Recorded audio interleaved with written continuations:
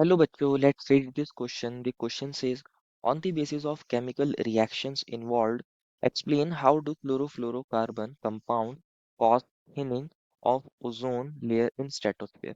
बच्चों इस क्वेश्चन में बताना है केमिकल रिएक्शंस के बेसिस पर कि किस तरह से क्लोरोफ्लोरोकार्बन कंपाउंड जो होते हैं वो ओजोन लेयर को थिन कर देते हैं स्ट्रेटोस्फेयर के अंदर। तो फर्स्ट ऑफ ऑल बात करते हैं इस क्वेश्चन के की कंसेप्ट के बारे में और समझते हैं इस क्वेश्चन के की कंसेप्ट को। की कंसेप्ट क्या होगा बच्चों? Ozone layer depletion. क्या होगा बच्चों की concept? Ozone layer depletion. Depletion means कि ओजोन लेयर कम हो रही है, खत्म हो रही है, या थिन बोल सकते हैं, ओजोन लेयर की थिनिंग हो रही है, एक ही बात है बच्चों। ओजोन लेयर डिप्लीशन का मतलब क्या है? कि ओजोन लेयर क्या हो रही है? डिप्लीट हो रही है। ओजोन लेयर डिप्लीट हो रही है। होता क्या है बेसिकली, अगर ओजोन की बात करी जाए तो ओजोन का फॉर्मूला होता है O3। O3 इसका फॉर्मूला होता है और ये हाईली टॉक्सिक गैस होती है। कैसी गैस होती है? Toxic gas. और ये हाईली टॉक्सिक गैस होती है और थर्मोडाइनेमिकली अनस्टेबल भी होती है। अगर थर्मोडाइनेमिकली बात करी जाए, थर्मोडायनेमिकली ये अनस्टेबल गैस होती है। Unstable gas. इसकी अच्छी बात क्या है बच्चों? अगर अच्छी बात की जाए तो ये हार्मफुल यूवी रेडिएशन से करती है? हमें प्रोटेक्ट करती है। सन से आने वाली हार्मफुल यूवी रेडिएशन से प्रोटेक्ट करती है। सन से कौन आती है? हार्मफुल यूवी रेडिएशंस आती हैं, बहुत तरह की रेडिएशंस आती है। तो ये हार्मफुल यूवी रेडिएशन से अर्थ को प्रोटेक्ट करती है। अर्थ को प्रोटेक्ट करती है हार्मफुल यूवी रेडिएशंस और ultra violet radiation. Ultra violet radiation से अर्थ को प्रोटेक्ट करती है, अर्थ पर रहने वाली लिविंग बींग को प्रोटेक्ट करती है। क्योंकि अगर ये रेडिएशंस अर्थ तक आ गई तो ये ह्यूमंस के अंदर क्या कर सकती हैं? स्किन कैंसर्स कर सकती हैं, लॉस ऑफ विजन कर सकती हैं, एनिमल्स के अंदर अलग अलग तरह के डिजीजेस कर सकती हैं। इसी तरह प्लांट्स को भी ये क्या करती हैं? अफेक्ट करती हैं। तो इनसे ये प्रोटेक्ट करती है, इनको ये एब्जॉर्ब कर लेती है, तो ये इसका फंक्शन होता है। ओजोन प्रोटेक्ट करती है। ओजोन क्या करती है? प्रोटेक्ट करती है। प्रोटेक्ट, प्रोटेक्ट बस, प्रोटेक्ट लाइफ, बेसिकली लाइफ को प्रोटेक्ट करती है। प्रोटेक्ट लाइफ, लाइफ को प्रोटेक्ट करती है अर्थ के ऊपर, ऑन अर्थ, ऐसे बोल सकते हैं बच्चों। तो ये इसका मेन फंक्शन होता है। अब क्या देखा जाता है बच्चों? ये जो ओजोन है बच्चों, इसके अंदर ये डिप्लीट हो रही है, ये थिन हो रही है। ऐसा क्यों हो रहा है समझते हैं। तो बेसिकली अगर बात करें ओजोन बनती कैसे, तो होता क्या है, स्ट्रेटोस्फेयर के अंदर ऑक्सीजन तो बच्चों एटमॉस्फेयर के अंदर प्रेजेंट है, स्ट्रेटोस्फेयर में भी होती है। तो ऑक्सीजन गैस का molecule, that is O2 gas molecule, क्या करता है बच्चों? जब इसके ऊपर यूवी रेडिएशंस फॉल होती हैं, यूवी रेडिएशंस इसके ऊपर फॉल होती हैं, तो ये फ्री ऑक्सीजन एटम्स देता है। फ्री ऑक्सीजन एटम्स के अंदर ये स्प्लिट हो जाता है। फ्री ऑक्सीजन एटम, एक ऑक्सीजन मॉलिक्यूल दो ऑक्सीजन एटम्स को देगा, फ्री ऑक्सीजन एटम। अब ये जो ऑक्सीजन एटम फॉर्म हुआ है बच्चों, फ्री ऑक्सीजन एटम, ये अगेन क्या करता है? ऑक्सीजन मॉलिक्यूल के साथ, O2 मॉलिक्यूल के साथ कंबाइन करता है। तो ऑक्सीजन मॉलिक्यूल के साथ कंबाइन करता है स्ट्रेटोस्फेयर के अंदर, और किसकी फॉर्मेशन कर देता है बच्चों? ओजोन गैस मॉलिक्यूल की। ओजोन गैस मॉलिक्यूल की। लेकिन ये जो रिएक्शन है बच्चों, ये रिवर्सिबल है, क्योंकि ओजोन थर्मोडायनेमिकली क्या होती है? अनस्टेबल होती है। तो ओजोन फर्दर से वापस से किसके अंदर कन्वर्ट हो जाती है?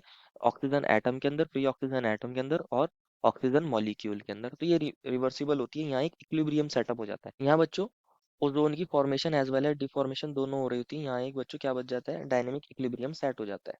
अगर बात करी जाए क्लोरोफ्लोरोकार्बन की, क्लोरोफ्लोरोकार्बन की, क्लोरोफ्लोरोकार्बन कंपाउंड्स, कार्बन कंपाउंड्स कौन होते हैं बच्चों? क्लोरोफ्लोरोकार्बन कंपाउंड्स की अगर बात करी जाए, basically compounds of chlorine, fluorine and carbon, इस तरीके से बोल सकते हैं।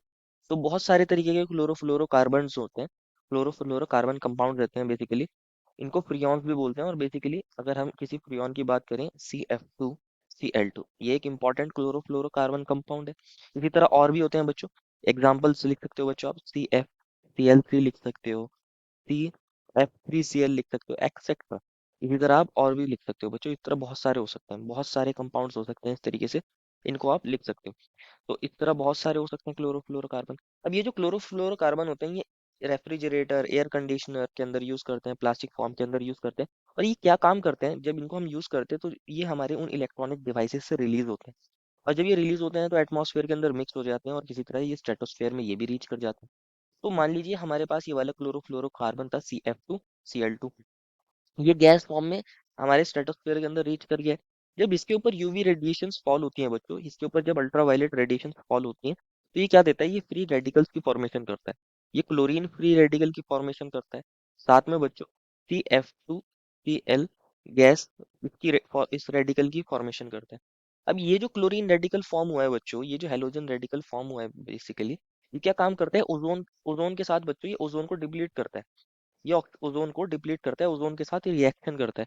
क्या करता है? ये Cl रेडिकल गैस फॉर्म में ओजोन भी स्ट्रेटोस्फेयर के अंदर है, तो ये ओजोन के पास जाता है, इसके साथ रिएक्ट करता है और इसमें से एक ऑक्सीजन को निकाल लेता है और फॉर्मेशन करता है ClO रेडिकल की। साथ में बच्चों यहाँ पर क्या बन गया होगा, O2 गैस बन गई होगी, क्योंकि आपको पता है बच्चों ओजोन किसके अंदर डिफॉर्म हो जाता है, O2 और O के अंदर, और उस फ्री ऑक्सीजन एटम को Cl रेडिकल ने लेकर ClO रेडिकल की फॉर्मेशन कर दी होगी। तो यहाँ क्या हो गया, ओजोन के साथ इसने रिएक्शन करी है, ओजोन, और क्या, ओजोन की कंसंट्रेशन क्या हो जाएगी, डिक्रीज हो जाएगी, क्योंकि वो ऑक्सीजन और ClO रेडिकल के अंदर कन्वर्ट हो गया है। तो इस तरीके से यहाँ ओजोन का डिप्लीशन हो रहा है, ओजोन के साथ रिएक्ट करने पर ओजोन को डिप्लीट कर रहा है ये। सेकेंडली क्या होता है, अब ये जो ClO रेडिकल फॉर्म हुआ है बच्चों, ClO रेडिकल फॉर्म हुआ है, ये एक ऑक्सीजन फ्री एटम के साथ क्या करता है, रिएक्ट करता है। ऑक्सीजन फ्री एटम के साथ रिएक्ट करके ये क्या अगेन फॉर्म कर देता है, Cl रेडिकल को फॉर्म कर देता है। साथ में बच्चों यहाँ O2 गैस मॉलिक्यूल बन जाता है। ओवरऑल यहाँ क्या हो रहा है, ऑक्सीजन गैस बन रही है, लेकिन ओजोन क्या हो गई, डिप्लीट हो गई। ओजोन के साथ यहाँ पे रिएक्शन करने की वजह से ओजोन क्या हो रही है, डिप्लीट हो रही है। ओजोन क्या हो रही है, ओजोन डिप्लीट हो रही है, ओजोन की डिप्लीशन हो रही है। ओजोन डिप्लीट, ओजोन डिप्लीशन हो रहा है, ओजोन की कंसंट्रेशन वहां पर कम हो रही है। एटमॉस्फेयर के अंदर पहले ही इसकी बहुत क्वांटिटी कम होती है स्ट्रेटोस्फेयर के अंदर, और अब और ज्यादा इसके साथ ये क्लोरीन रेडिकल रिएक्ट करने पर इसको फर्दर ऑक्सीजन गैस मॉलिक्यूल और ClO रेडिकल के अंदर कन्वर्ट कर रहा है, ओजोन की डिप्लीशन कर रहा है, ओजोन को थिन कर रहा है। तो इस तरीके से क्या होता है, ओजोन लेयर डिप्लीशन होती है, ये केमिकल रिएक्शंस बताती हैं।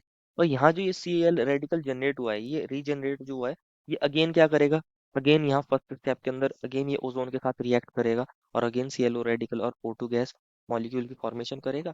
तो इस तरीके से ये रिएक्शन क्या होती है, बार बार होने लग जाती है। इसी टाइप की रिएक्शंस को चेन रिएक्शंस भी बोलते हैं। अगेन ये रिएक्शन दोबारा होने लग जाएगी, ये Cl रेडिकल रिएक्ट करता रहेगा और ओजोन को डिप्लीट करता रहेगा। इसलिए बोला जाता है कि क्लोरोफ्लोरोकार्बन कंपाउंड्स को यूज नहीं किया जाना चाहिए, क्योंकि ये ओजोन लेयर को डिप्लीट करती हैं। तो ये केमिकल रिएक्शन बेसिकली बताती हैं किस तरीके से ओजोन लेयर की थिनिंग हो रही है स्ट्रेटोस्फेयर के अंदर, ओजोन लेयर का डिप्लीशन हो रहा है। This is the final answer. I hope you understood it well and best of luck.